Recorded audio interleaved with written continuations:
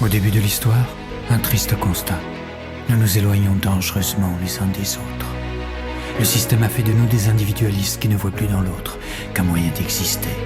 On se connecte, on se numérise, on s'utilise, on se consomme, un avatar, un billet au passage, et hop, delete.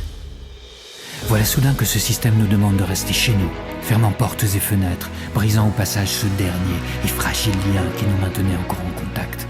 On vit, quoi. Beaucoup d'entre nous ressentent ce besoin de parler, mais les visages sont fermés, la peur est partout, nous sommes des milliards, mais nous sommes seuls, chacun dans sa bulle. Germe alors une idée de fou, créer un signe qui permette simplement à ceux qui veulent briser la glace de se reconnaître, pour réapprendre à se parler sans crainte, à se regarder avec bienveillance, à échanger sans rien marchander, à rire, à aimer, à vivre, quoi. Un signe qui dise combien notre humanité est ce qui nous différencie à la fois de la bête et de la machine. Comme par magie, alors la vie reprend le dessus. L'enthousiasme est là, le défi est énorme, on relève les manches. On fait face aux frileux, aux grincheux, aux sceptiques, aux rabat-joie de tout poil. Et jamais on ne se décourage. On n'a pas un sou, mais on s'en fout. On fera sans argent. Rien ne nous arrêtera. C'est maintenant ou jamais. On donnera tout et sans compter. On décide de passer les frontières. Un petit docteur de Marseille nous répond: bonne nouvelle! La France est avec nous!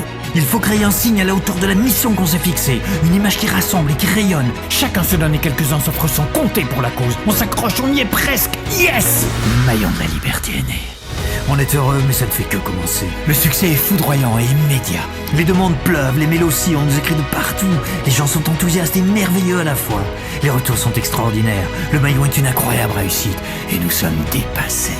Alors sans foi, on se ressaisit, on reprend courage. Il faut prendre espoir. On fait ça pour l'autre, mais l'autre, c'est aussi l'impatience, le doute et parfois même la trahison. On s'en fout, parce que par-dessus tout, reste ce besoin de donner. Là, au fond de nous, la certitude de participer à quelque chose de grand, de plus grand que nous. Quelque chose de bien, quelque chose qui nous dépasse. Jamais nous n'avons abandonné. Vous ne me croyez pas, hein? Pourtant, tout ça est arrivé. Liberté a pris son envol, symbole de l'effet papillon, prouvant simplement qu'il suffit d'un rien et de quelques-uns pour que tout reste possible. Merci d'être de cela.